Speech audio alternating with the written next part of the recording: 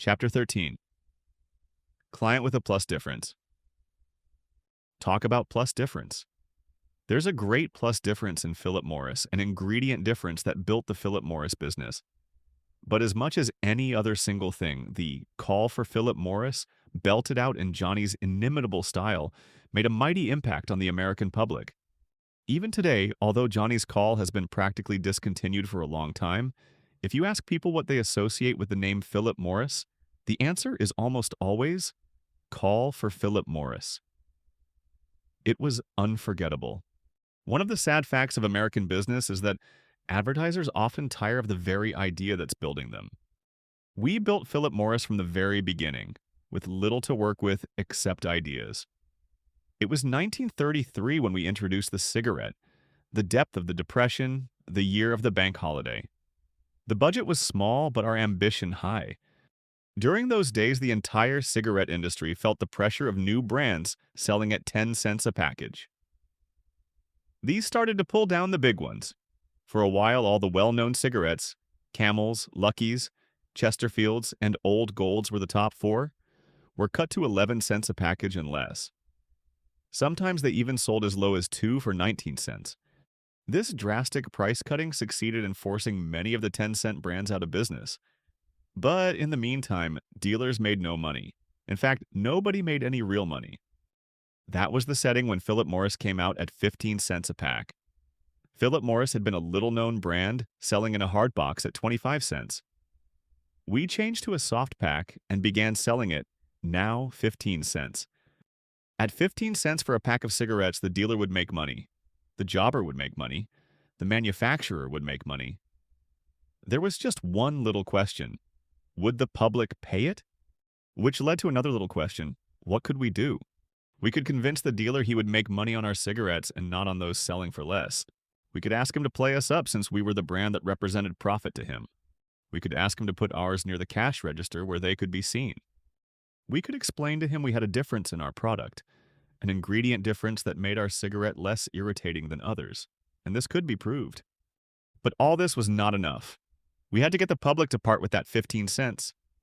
We didn't have much money to spend on advertising. But one thing was clear to me even then. It's not how much you spend, but what you spend it on that counts. And we spent ours, I think, cleverly. An old Philip Morris display piece had on it a picture of a bellboy with the words, "Call for Philip Morris." The idea of building a campaign around that call, animating it on the air, was one of those ideas you couldn't pre-test with research. You had to depend on your judgment, but I was certain from the start it was a good idea. The company recognized it and gave us the go-ahead. First came the problem of where to get the right call boy. Instead of looking for an actor, I phoned an employment agency that provided pages for the New York hotels and asked where the best boy was. They didn't have to ponder. They said the best boy was at the New Yorker Hotel. His name was Johnny. I simply went to the New Yorker, found Johnny, and asked him quite innocently to page a Mr. Philip Morris. He went through the lobby and called. That was the voice. It was clear and resonant. It was distinctive. That was the rhythm. Call for Philip Morris. Right then and there, I hired him. The music to go with Johnny's call was important. It had to be something with a rhythm that would fit in with the call. I had a record at home of Ferde Groffet's Grand Canyon Suite. I was listening to it with Johnny's call ringing in my ears when a passage fell right into place. Now we had it all. Call for Philip Morris, repeated louder and louder as he walked toward the mic, and the music from the Grand Canyon Suite picking up the rhythm in the background. Over the years, we used many campaigns to drive home the story of Philip Morris. But the call for Philip Morris was always part of the picture. Johnny, an engaging little fellow, is a midget only 43 inches tall and weighing all of 52 pounds.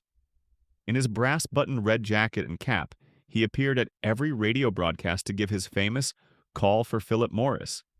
Before each program, he mingled with the studio audience. Everybody liked him. He was a born showman. It didn't take us long to realize we had a star in Johnny. We began sending him around to sales meetings, to conventions, to all kinds of public functions. He was received by mayors and governors.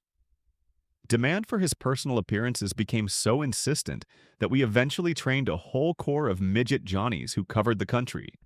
The original Johnny, John Roventini, got a lifetime contract. With his earnings, he bought a boat and built a house for his parents and brothers and sisters. Time and again, people ask Johnny his age. His answer is always, "I'm as old as Philip Morris."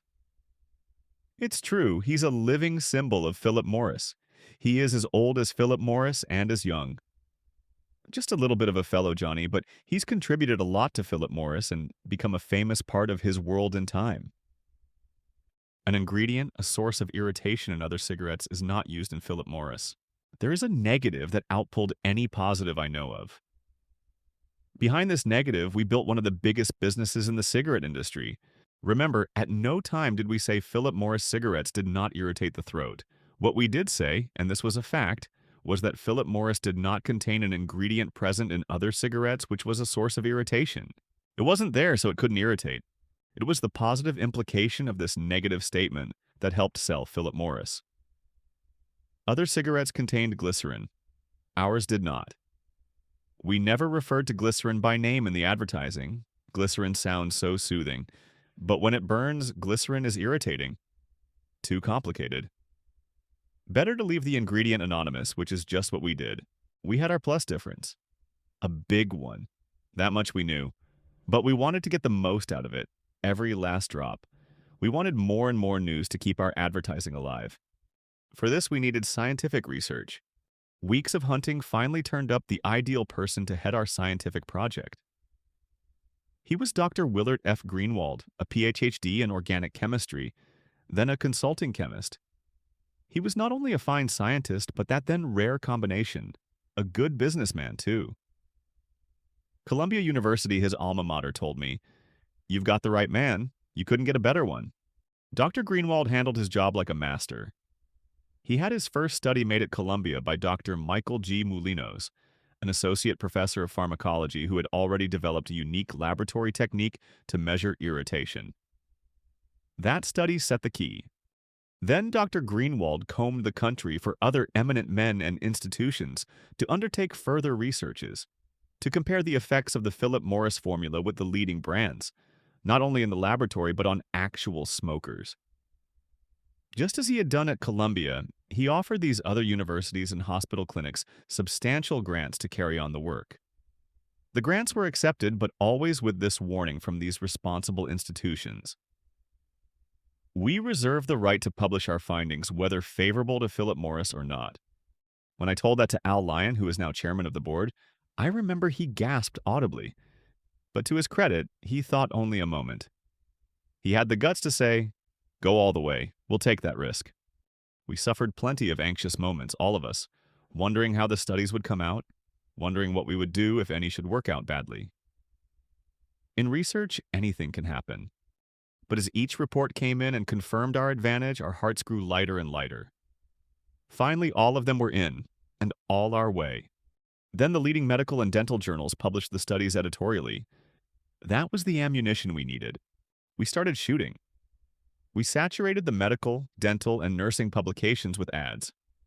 We referred to the published studies. We quoted from them. We offered reprints and were flooded with requests.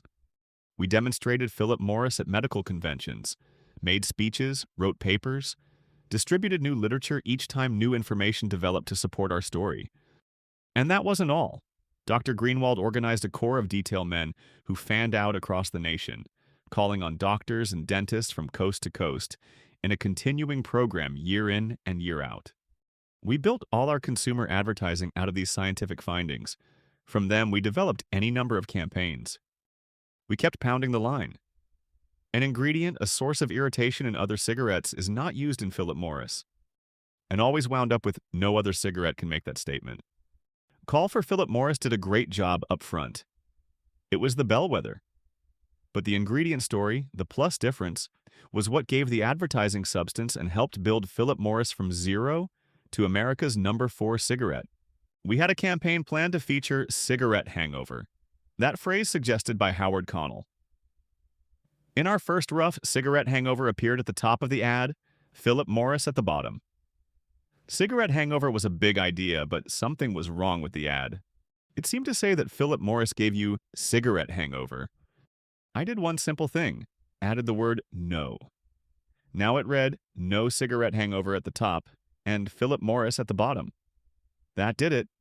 When Al Lyons saw this campaign, he recognized, as he always did, a big idea and gave us the money to put behind it. With this campaign alone, Philip Morris increased its national business by 17%. That was when it moved from 5th to 4th in the industry. In New York, the biggest city in the country, we moved up to 2nd place. We always operated on one testing theory in our office. Whenever we got up a new campaign, we asked ourselves one question. Would we mind if a competitor ran this? If we wouldn't mind, we didn't want it either. If it wouldn't hurt us if a competitor ran it, it couldn't help us if we did it. This was a tough standard to hold to for any client, but we never let go. It kept us where we belonged. One exercise we used to go through, for the client's benefit of course, was to take a batch of competitors' ads and switch the brand names around. You couldn't tell one from another. But with Philip Morris ads, you sure could tell the difference every time. We had a plus difference that was ours alone. The love affair between I Love Lucy and the American public started in 1951 and never slackened for the 6 years the show remained on the air. Don Sharp, a top Hollywood TV producer, had a program for sale. The show starred Lucille Ball and Desi Arnaz. Sharp had offered it to other agencies. They had all turned it down. Then he heard that we were going into television for Philip Morris, and he brought the show to us. What happened with I Love Lucy was one of those miracles that keeps hope burning in the heart of every advertising man. Within a short period of time, Lucy became the #1 show on television, and with rare exceptions stayed there as long as we broadcasted the show. Its share of the audience for years at a stretch ranged between 80% and 90%, occasionally even higher. Lucy was such a natural that time and again people would ask how it could have happened that so many knowledgeable agencies had a chance to buy the program and let it slip out of their hands. Obviously, the others hadn't seen the show developing as we did. They may have envisioned it merely as it was originally presented, a routine vaudeville show with a comedy couple, a guest star, and a band. We envisioned it differently. Oscar Hammerstein II sat in to watch it with me one day. We began to talk, and it was he who developed the idea of a warm human story, built around a wholesome, lovable, dizzy couple who would engage the viewer's affections. He predicted, this should be a smash hit. You'll have another Fibber McGee and Molly. One of the top shows ever on the air. The show started off with 2 matchless assets. First, Lucy was beautiful. It is rare to find a beautiful woman who is also a comedian. Second, Desi was not only a good actor and band leader, but a great foil for Lucy's comedy. Couples like that are hard to find. When we had whipped the show into shape, Don Sharp and I went to the coast to talk to Lucy and Desi about the new format. We explained that we would have guest stars only when they were an integral part of the episode, and the same would be true of the band. Only one thing bothered Desi: his band. We pay them every week, he said. And if we only use them now and then, who's going to stand the cost? Don't worry about that, I told him. Include them in the cost of the program. If the show doesn't go, we won't stay with it anyhow. If it's a success, the cost of the band won't matter. Lucy got off to a flying start. The very first Nielsen rating showed it in TV's top 10. But as sometimes happens even with a Broadway smash hit, one cardinal critic dissented.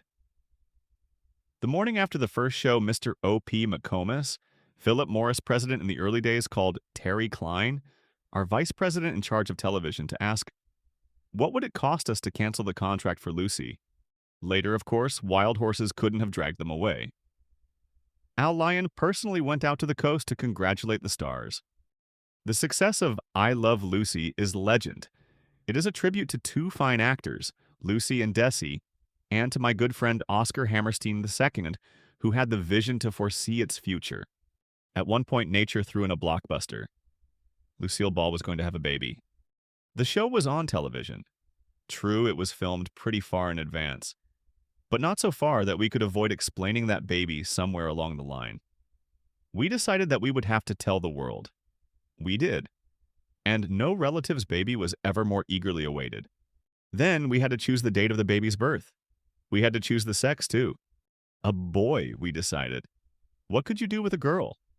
She couldn't be a baseball player. She couldn't be groomed for president. The best she could do would be to wear frilly dresses. So a boy it had to be. Nature cooperated all the way.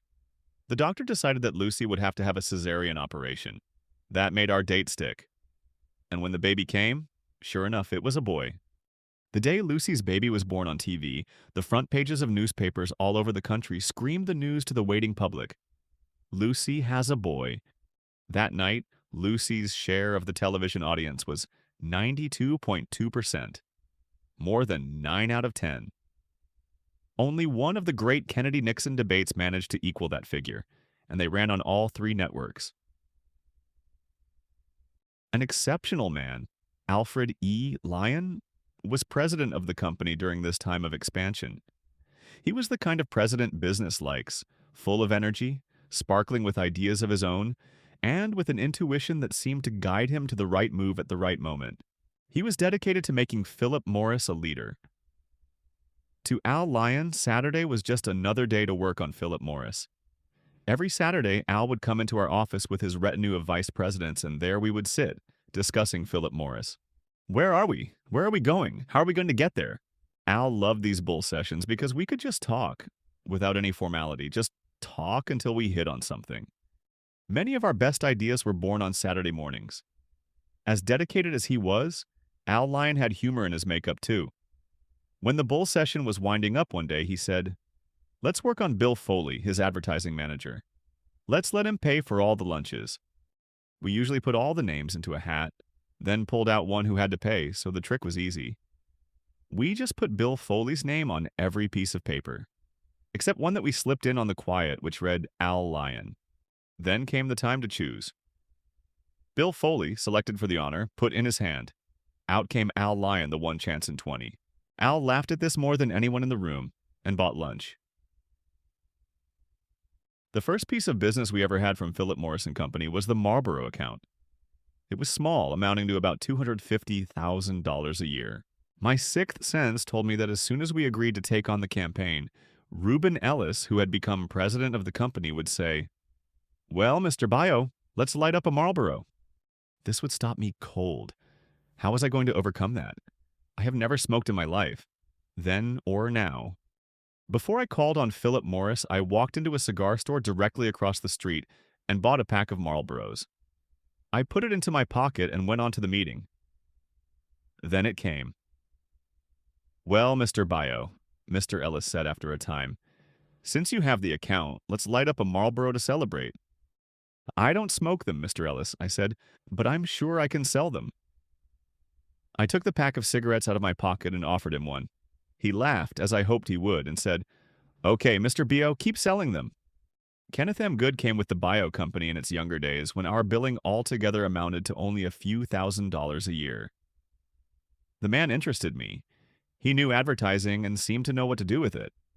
But as we grew older, and I hope wiser, I began to be annoyed rather than interested. Good had one idea, how to make small advertising pay. I had one I thought was even better, how to make big advertising pay. That makes more for the advertiser and more for us. I could never get this across to him. Good had introduced us to Philip Morris and Company. I remember our ads, "Send in a Marlboro wrapper and have your fortune told." Always the Marlboro wrapper. They sent them in by the thousands and we told everybody's fortune. We had many things people could send for, always with a wrapper. I can't list them, but they kept a small business alive and active, and Good loved it. But as Philip Morris started to grow, he faded out of the picture. He resigned. We agreed to pay a definite sum every year to him or his wife so they would always be comfortable. I never saw Good again. But I felt sure that as he watched the tremendous growth of Philip Morris, he must have wondered what happened to the quiet little company for which he wrote small ads about Marlboro and counted the wrappers that came in. Perhaps more than anybody else, a man who advertises cigarettes is aware of the fact that everyone who smokes is always sampling. It's quite normal to ask a friend, "Do you have a cigarette?" And if he doesn't have your brand, you are sampling another. I made it a point to watch what cigarettes people were smoking, and wherever I could, switch them to Philip Morris. Wherever I went, from the smallest places to the largest, from corner cigar stores to plush restaurants, when I saw people I didn't even know asking for another brand, I would send over 2 packs of Philip Morris and take away the one they asked for. They got 2 for the price of 1. This brought a laugh, and brought Philip Morris many converts. We had a brewery account in Newark, and I visited there often. Directly opposite was one store that annoyed me, a drugstore. In the window, there was a big display of Camel cigarettes, and it stayed there week in and week out. It was practically a fixture. I went into the store one day and talked to the man who owned it. Finally, I made a deal with him. I bought a carton of Philip Morris cigarettes, he gave me the Camel display. I gave him one for Philip Morris to replace it in his window.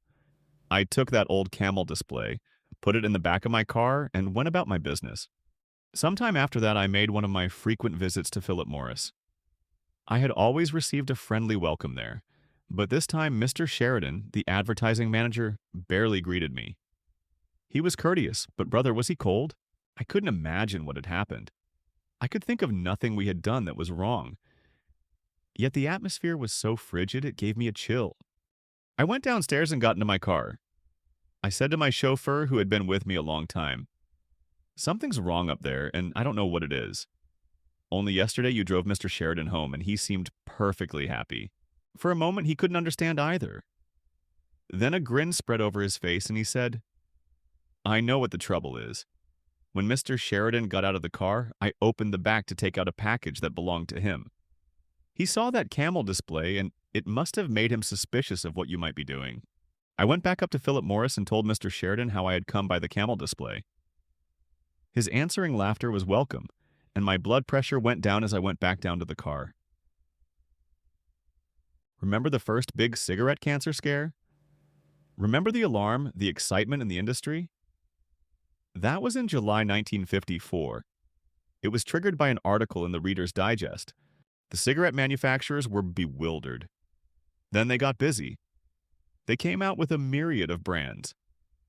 Since the Reader's Digest article indicated that filters helped, filter tips multiplied. Some cigarettes even had double tips. There were so many new brands that the vending machines had to carry pictures hardly larger than postage stamps to display them all.